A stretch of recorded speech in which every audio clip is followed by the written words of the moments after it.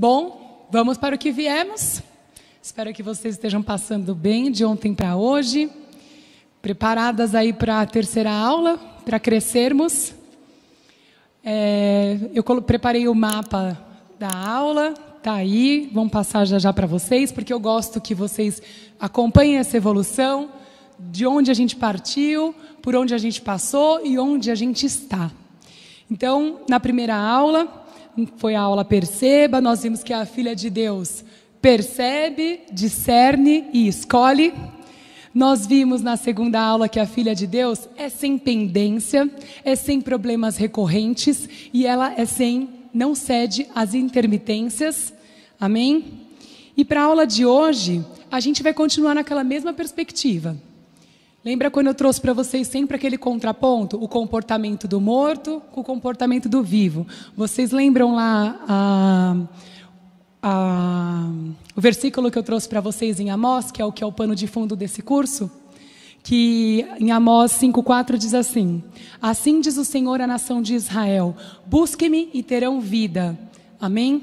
E nesse sentido é que a gente vem traçando o contraponto de se a gente se achegar ao Senhor, teremos vida. Então, por que a gente está vivendo dessa forma? Por que a gente está passando por depressão, por ansiedade? Por que a gente está tendo uma vivência do morto e não do vivo?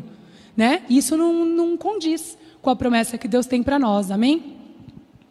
Então, hoje, eu vou trazer para vocês mais um comportamento que vai nos levar adiante. Cada vez mais se achegando nesse ponto final, que vai ser a quarta aula, que é o florescer. Hoje a gente vai ver o que a gente pode fazer para a gente não gastar energia com coisas que não precisa perder tempo com aquilo, que só nos atrasa. Eu gosto de fazer essa analogia com os meus pacientes da palmeira, né? Aquela planta que a gente vê lá. O jardineiro sempre vai, corta aquelas que estão amareladas, para quê? Porque elas gastam energia. E ele não quer que a palmeira cresça, né? A palmeira bonita é aquela imperial, alta, né? Bem vistosa, dando frutos e tudo mais. O que ele faz? Ele vai lá e poda aquela folha amarela para que a força, a energia propulsora do crescimento esteja para aquelas folhinhas que ficam enroladinhas assim no meio dela, que é onde vão fazer elas crescerem. Então, em Salmos 119, 18, diz assim: Abre os meus olhos para que eu veja as maravilhas da sua lei. Aqui, meninas, o salmista, ele faz algo muito poderoso, é um ensinamento muito grande, está num versículo tão pequeno. Mas, nesse lugar, o salmista nos ensina que nós devemos pedir para que Deus abra os nossos olhos, para que a gente possa ver. Abre os meus olhos para que eu veja as maravilhas da sua lei. Meninas, como a gente vai fazer o que a gente aprendeu na primeira aula? Como a gente vai usar a visão? Como a gente vai perceber as coisas? A gente tem que colocar isso em oração, porque está aqui. Se o salmista conseguiu, a gente também consegue. A gente precisa pedir para que Deus abra os nossos olhos, para que a gente veja tudo de bom que Ele tem para nós, para que a gente veja as oportunidades que Ele tem para nós. E nesse sentido, para onde a gente está caminhando? Essa é sempre uma pergunta. Faz parte de a gente se perceber. Para onde eu estou caminhando? É para onde eu quero? Lembra que a gente comentou ontem? Se eu estou querendo maçã, eu quero o peixe na minha janta, na minha casa. Se eu não me organizar para que o peixe esteja lá, não vai ter peixe. Né? Para onde que eu estou caminhando? É coerente com aquilo que eu almejo? Com aquilo que eu tenho de preparado para mim? Com aquilo que eu estou buscando para mim? E se a gente colocar diante de Deus, pedir para que Ele abra os nossos olhos para que a gente possa ver as maravilhas que Ele tem para nós, a conta fecha. Então, o terceiro comportamento, a terceira diferença que eu vou trazer para vocês hoje entre o vivo e o morto é que o vivo enxerga a oportunidade. O morto não percebe nada, o morto não enxerga a oportunidade. O morto, ele já está no ontem, já foi, ele não percebe. E nesse sentido, em Salmos também 119, 68, fala assim: Tu és bom e o que fazes é bom, ensina-me os teus decretos. Quando está aqui, ensina-me, também é uma outra forma de pedir para que Deus nos abra os olhos, para que a gente possa perceber, para que a gente possa discernir, para que a gente possa entender o que Ele tem para nós no que se refere a oportunidades. E oportunidade eu não estou falando aqui como a gente fala, uma oportunidade de um negócio, oportunidade de uma coisa nova ali, me passou uma oportunidade. Não é essa oportunidade banal. Lembra da inocência que a gente deixou lá a hora que a gente sentou aqui para esse curso? Não somos mais inocentes, a gente está aqui para ser intencional. Oportunidade em tudo, minha querida. O dia que você estiver fazendo a conta lá da tua casa, Senhor, tenho tanto, abre meus olhos para que eu possa ver qual que eu vou organizar. Eu quero ver oportunidade nisso. Essa tem juros tal, essa tem juros tal, vou na que tem um juros menor, enfim. Deus vai trazendo a clareza, porque a gente vai aprendendo a discernir. A gente vai perguntando para si mesmo, isso é bom, isso é favorável? Qual que me favorece aqui? E Deus vai criando oportunidade, vai trazendo para a gente. O morto não vê, muito menos vê oportunidade. Se ele está morto e logo ele não vê, oportunidade menos ainda. Para o morto só resta a falta de solução. Então, o vivo vê oportunidade. O morto é falta de solução. Quantas aqui passam por isso? E a gente nem percebe que é um comportamento disfuncional. É um comportamento que nos leva à morte. É um comportamento que faz a nossa vibração neural. Lembra de ontem que eu expliquei para vocês que isso é medido hoje em hertz, essa vibração? Na nossa mente. As nossas sinapses vão acontecendo numa frequência baixíssima, quando a gente não tem um direcionamento de resolução de problemas. Hoje, a definição de inteligência já é outra. Há anos atrás, a definição de inteligência era algo assim, quem tem 10, né? 10 disso, 10 daquilo outro, esse é o inteligente. Aquela criança que sabia rápido montar um joguinho, ou que sabia ter uma expertise artística, aquela lá já era tirada de lado. Hoje não, a gente já sabe que inteligência dentro da inteligência emocional positiva é resolução de problemas. Aí eu pergunto, para onde a gente está caminhando? A gente está caminhando para poder de resolução de problemas, ou a gente está caminhando para a falta de solução?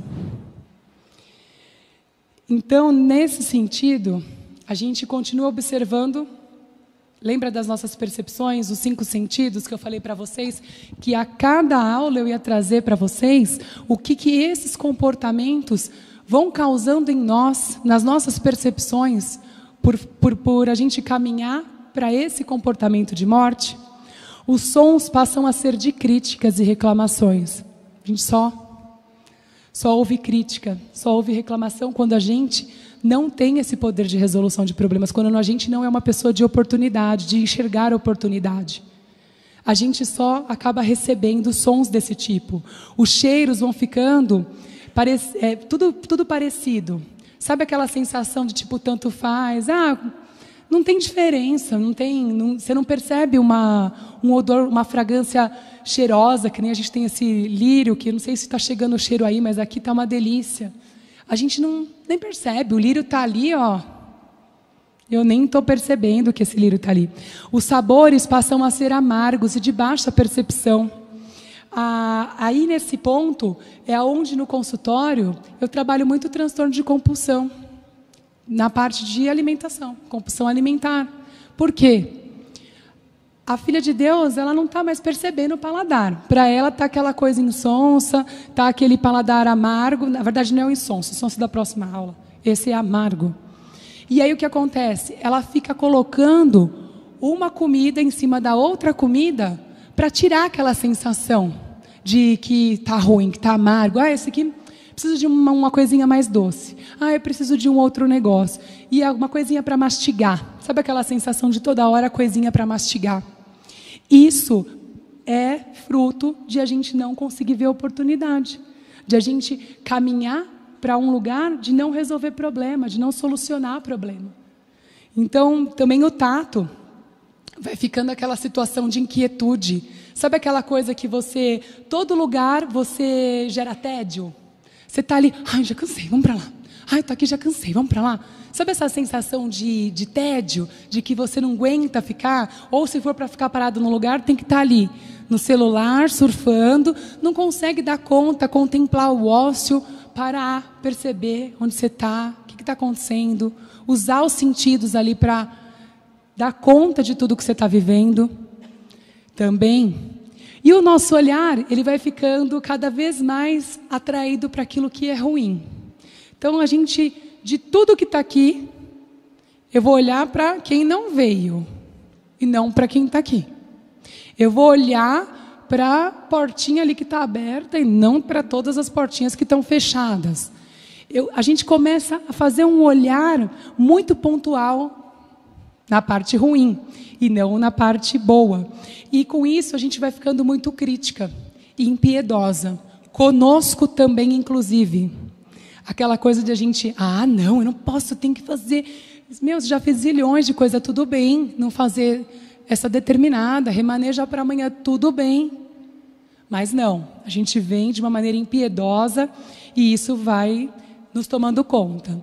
E para que a gente possa mudar essa percepção, essas percepções negativas, de a gente disfuncionais, de a gente lidar com a nossa vida, porque caminham para a morte, são comportamentos que caminham para morte, né? Um comportamento de morte, a gente precisa fazer essa poda. A gente precisa pegar essas 3 folhinhas que eu vou passar para você hoje, e ir lá e, cortar. Cortar que eu falo é cortar. Hoje eu não vou fazer isso, hoje eu me proponho a não fazer. Hoje eu me proponho a não fazer. E assim, o comportamento vai sendo moldado. Ele vai sendo praticado.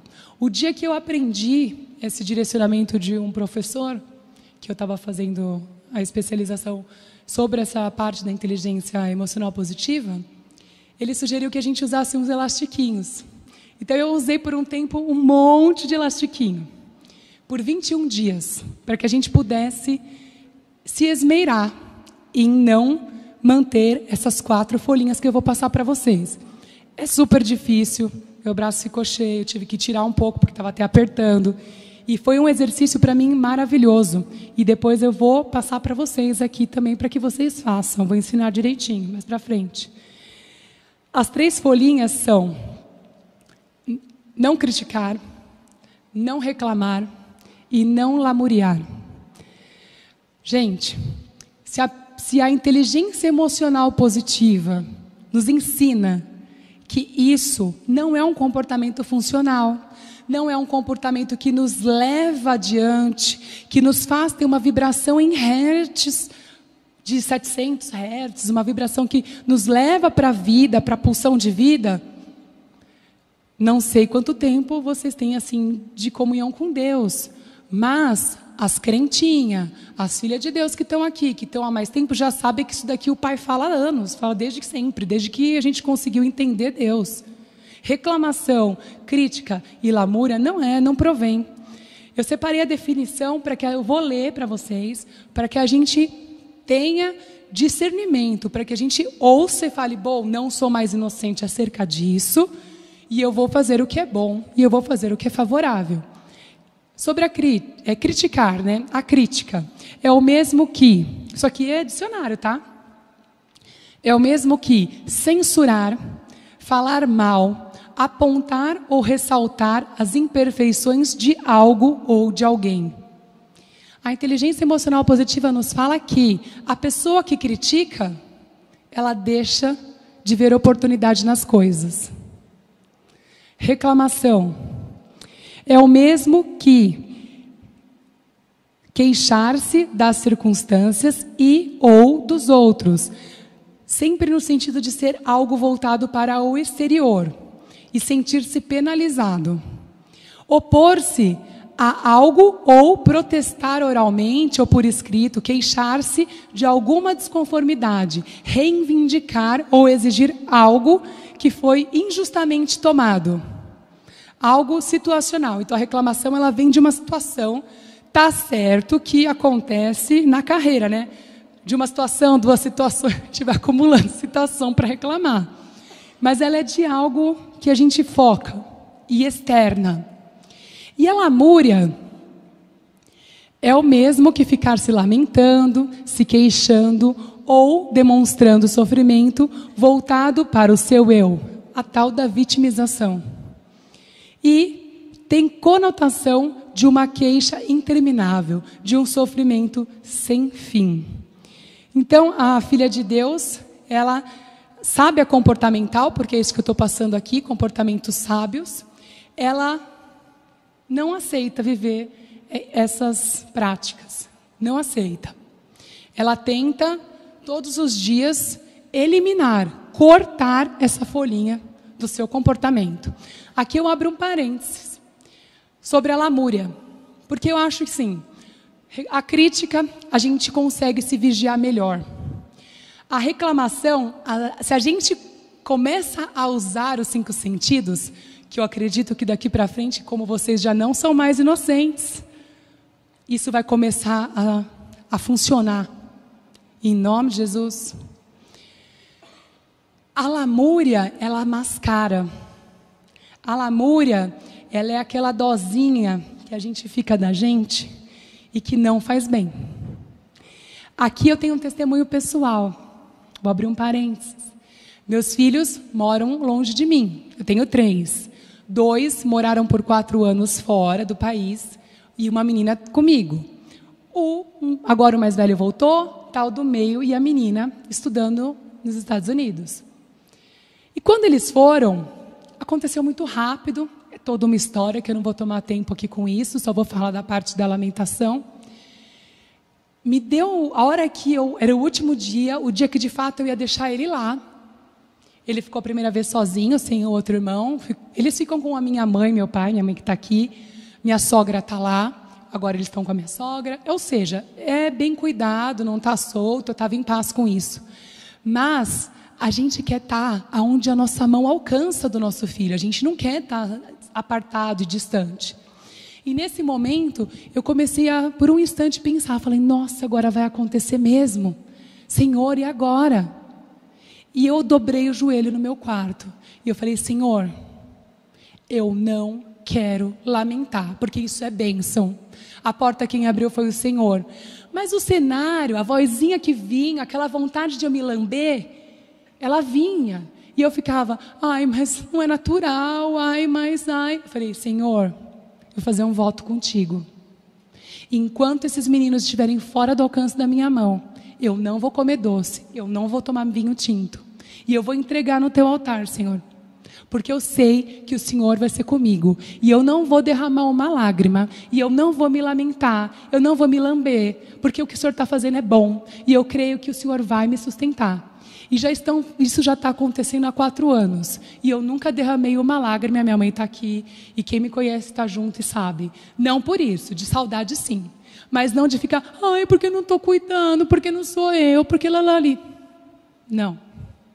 Porque intencionalmente eu vi o que era bom, eu vi o que era favorável e eu escolhi, de maneira intencional, não lamber. Não lamber. Amém. Glória a Deus. Então, continuando aqui, sobre a crítica. Em Romanos 2:1, fala assim para a gente. Portanto, você que julga os outros é indesculpável, pois está condenando você mesmo naquilo que julga, visto que julga, pratica as mesmas coisas. Gente, isso é muito sério. Porque assim, eu só separei esse porque tinha uma enxurrada lá sobre esses, mas eu acredito que um poderoso vale mais do que um monte que a gente se dispersa. Então, aqui em Romanos 2:1, fica muito claro para a gente que esse posicionamento não acrescenta, não é funcional, não te leva para um lugar de crescimento, porque você planta aqui o julgamento e aqui você está fazendo muitas vezes a mesma coisa, porque a gente erra. Lembra que eu falei ontem para vocês que o escudo da perfeição pesa 200 quilos? A gente não vai conseguir porque a gente já logo não é. O perfeito foi na cruz, não tem mais. Essa vaga foi preenchida, não serve nem para mim, nem para vocês, nem para ninguém. Então a gente tem que caminhar. E criticar não vai fazer com que a gente cresça. E o nosso Deus, gente, Ele é um Deus de oportunidade. E se eu falei para vocês que quem critica perde a chance de ver oportunidade, porque a hora que você está vendo aquele cenário de crítica, você devia falar, peraí, como que eu resolvo isso daqui? Qual a solução para esse problema? Vamos parar aqui, vamos olhar, porque não adianta a gente apontar o dedo para quem a gente está criticando, ou para aquela situação, ou para aquele lugar. Vamos lá, vamos tentar arrumar um jeito. Se aquela situação somada a você, naquilo, a probabilidade de dar certo é muito maior, certo? Então, assim, e o nosso Deus é um Deus de oportunidade. Lembra que a gente falou ontem que as misericórdias dele se renovam a cada manhã? Que é melhor pessoa de oportunidade que é Deus, que é nosso Pai, que a gente tem que ser feitura dele. A crítica não tem lugar na nossa vida. O que tem lugar na nossa vida é ver oportunidade. Sobre a reclamação. A inteligência emocional positiva diz que quem reclama perde a gratidão, a oportunidade de ser grato. Gente, isso é poderoso demais. Em 1 Tessalonicenses 5,18 diz assim: deem graças em todas as circunstâncias, pois esta é a vontade de Deus para vocês em Cristo Jesus. É muito difícil a gente olhar para tudo e a gente conseguir dar graça, né? E a gente conseguir não reclamar. Porque agora eu estou falando sobre a reclamação. E a gente fica ali, aquela situação. Se você tem a vida que está andando ali, ó, no mesmo quintal, está andando em círculo, que é um comportamento poderoso, sábio para você sair desse lugar, de ficar só assim. Sabe quando você se vê andando em círculo? Você fala, meu Deus, mas parece que eu vou e estou no mesmo lugar. O segredo é parar de reclamar. Isso vem junto. Experimenta usar. Quando eu coloquei as borrachinhas, os elastiquinhos, eu experimentei isso. Tinha áreas que eu ficava todo dia ali na mesma situação. Quando eu percebi que era porque eu reclamava, eu falava, uau, peraí, deixa eu me somar a essa situação sem reclamar e vamos ver o que acontece. Uma elipse, um espiral positivo de transformação. Aquela situação parava de acontecer. Lembra o povo no deserto? Ficou lá 40 anos rodando? Fruto de quê? De reclamação. Então a reclamação, ela não pertence à filha de Deus. A gente não pode reclamar. Na psicologia positiva, que eu amo, é assim, né, que faz agora o coração, gratidão é uma das forças pessoais. E ela é uma força praticável. Então, são assim 24 forças de caráter, 5 a gente tem como forças pessoais. Uma dessas 24 é a gratidão. E a gratidão, ela pode ser trabalhada. Se a gente for intencional, se a gente usar, isso é bom, isso é favorável que eu agradeça a todo mundo que está me ajudando aqui hoje? É favorável que eu demonstre que eu estou grata? Então eu vou fazer. E a gratidão... desculpa, me perdi aqui. Então, estou falando da gratidão. E em Romanos 1:21 fala assim: porque tendo conhecido a Deus, não glorificaram como Deus, nem lhe renderam graças, mas os seus pensamentos tornaram-se fúteis. O coração insensato deles obscureceu. Eu amo esse verso. Porque ele fala exatamente o que acontece, passo a passo, de a gente não ser grato. Aqui, quando ele fala assim, olha, os pensamentos tornaram-se fúteis. É o não importar. Você fez? Mais que obrigação. Né? Seu serviço, faça mesmo. Não funciona assim. Nem para com o outro, nem para com Deus. Né? Deus, estou respirando, estou bem hoje, mas eu tenho que agradecer. Eu tenho que falar, Senhor, estou viva hoje, estou com saúde. A gente tem que agradecer.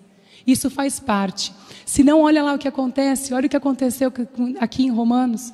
O coração insensato deles obscureceu. Gente, obscurecer é caminhar para uma pulsão de morte, é caminhar para não resolver problemas, é caminhar para não solução. Está preto, tela preta, sem solução. Isso é obscurecer. E o coração de quem não é grato, o que aconteceu? Obscureceu-se. Agora nós vamos falar sobre a lamúria. Ela é um hábito de condicionar os sentimentos de dó e piedade por si próprio. Gente, eu fiz questão de colocar igualzinho o Martin Seligman aqui, porque ele escreve assim, ó, condicionar sentimentos. Sabe o que é uma coisa condicionada? É uma coisa que eu todo dia faço. Todo dia. Então a gente todo dia se condiciona a ter piedade de si mesma, pobre de mim, pobre de mim. Então isso quer dizer que se é um comportamento condicionado, eu também posso não querer fazê-lo. Eu tenho poder para isso. Lembra que eu falei para vocês ontem que nosso cérebro ele é plástico? Se a gente começa a exercitar a nossa percepção, lembra do scanner? É um exercício. Isso é real, é medido. Se a gente começa a exercitar isso, se a gente começa a se perguntar o que é bom, o que é favorável, se a gente começa a olhar e falar, peraí, eu não vou criticar, eu não vou reclamar. A lamúria é o mesmo. Eu não vou lamuriar. Eu tive isso na minha vida, eu tive esse posicionamento, essa convicção. Eu falei, não, o diabo não vai roubar de mim, não. Meus filhos estão estudando, estão bem, não estão acamados, não é nada sobre isso. De maneira alguma, eu vou todo dia dançar, eu vou todo dia cantar, e eu vou todo dia dar glória a Deus e ser grata pelo que eu estou passando, por isso que está acontecendo, porque isso é bom. É distante? É, dá para dar um pulinho lá toda hora? Não, não chego. Eu não chego, mas Deus chega. Entende? Então a gente precisa estabelecer algumas convicções e usar a intencionalidade. Com intenção, escolher aquilo. Então, a filha de Deus, se ela criticar, ela é roubada de oportunidade. Se ela reclamar, ela é roubada de ser grata. E se ela lamentar, acontece algo pior. Sabe por quê? Porque é tirada dela a fé. Porque ainda que eu não consiga, eu tenho alguém, um Deus, que me transcende e que consegue para mim. Por isso que a lamúria para mim é aquela que eu gosto de jogar uma luzinha bem forte para os pacientes. Porque a lamúria não diz só sobre mim, não diz só sobre eu que não consigo fazer, ou que estou tristinha, ou que estou na bad. Não diz só sobre mim. Ela diz sobre meu Deus que também não é poderoso o suficiente para fazer o que eu preciso. Para passar adiante de mim e resolver aquela situação, me tirar daquele lugar. Então, abram o olho com a lamentação. Então, concluindo aqui a terceira aula, a filha de Deus, eu gosto mesmo de falar crentinha, porque é assim que eu chamo meus pacientes.